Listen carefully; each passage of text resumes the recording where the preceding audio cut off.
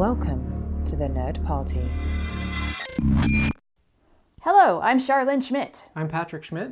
We just got done watching Exogenesis, episode 7 of season 3 of Babylon 5, and it's time to babble for 5. Big overarching moral of this story is, can we trust them? Dealing with both Marcus and Corwin stemming from Ivanova.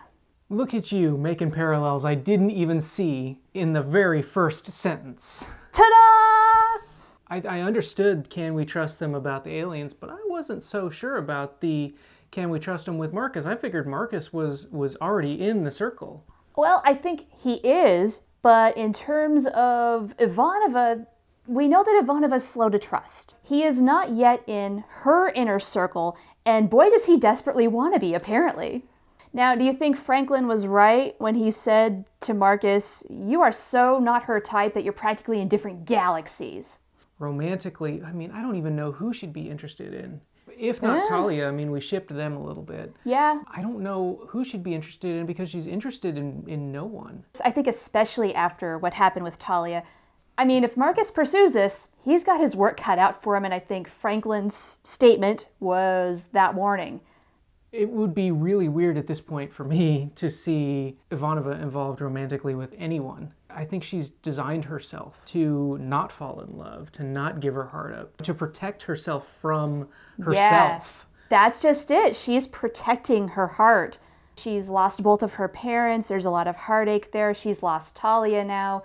She's got a little bit of heartbreak going on here. But what I'm saying is that you got the latent telepath thing going on. Yeah. She's really working hard to control that part of her and is very careful about letting anyone in because of that. If your higher-ranking coworker invited you over to her place for just a little meeting, how would you interpret that? It would be hard not to look at it as, like, hey, is this a date? Is this a thing?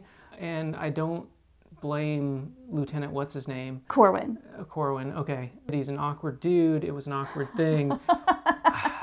Coming from Awkward Man Central, I get it. A lot of kind of mixed messaging. His life strikes me as a comedy of errors. He strikes me as one of those people who grew up, he was one of those really academically smart kids, did everything right, but in terms of interpersonal communication and common sense, dude's got nothing.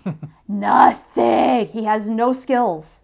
Now we know he's definitely not part of the team. Certainly not right now. Ivanova's little nod.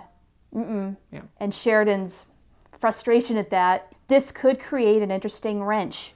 There's no way he's not going to overhear something or be caught, at least in some part, into something that's going to kind of spill the beans. And one of the clubs he could be a part of is the one with the armbands. Oh, you think he might join Night Watch? Because I think if he would have been a Night Watch candidate, he would have done it already. I'm wondering if they might target him now because he's been promoted. Oh, that's a thought. So let's move on now to this weird tapeworm spinal life form thing that is apparently feeding off of people in Down Below, at least for a little while, and Marcus and Franklin's little adventure. Yes, can we call that animal Spinal Tap? Again, it comes back to this word of misunderstanding. Just like with Corwin and Ivanova and Marcus, now we also have a misunderstanding between this race of spine intruders and Franklin, basically, and Marcus as well. Now, these two seem to work pretty well together. I think they had to work well together. I don't know that there's chemistry between them. They're on the same team. They're teammates, and so they're going to work together. Yeah, that's the difference between Franklin and Ivanova. Franklin has automatically included Marcus into the group. He is one of them. For Ivanova, that's not happened yet. And I don't know that it will. You think she might never trust him? Never let him in? I don't know. They have to go through something like he and Franklin went through.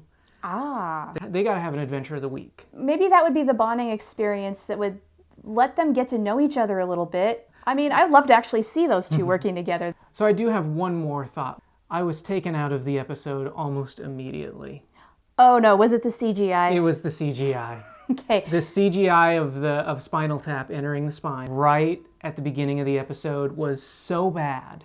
It was so bad. But I've seen better from this group on Babylon 5 of doing good CGI, and this was the opposite. And I do have one more quick thought. Time and time again, the universe is showing the humans on Babylon 5 that humans are not the ultimate authority. No, apparently these are ancient creatures. And do they know the Vorlons? Do the Vorlons know them? I'm sure they're old drinking buddies. I would actually love to see that. A Vorlon and a tapeworm walk into a bar. Well, let's stick a parasite in this one because I think it's done. Yep, this one is officially off into the memory banks, and it is time for us to watch our next episode. Hooray! Yeah. So please, we love your comments. Keep them coming. Just do not spoil anything that happens after here. And we'll see you next time, everybody. Yeah, thanks.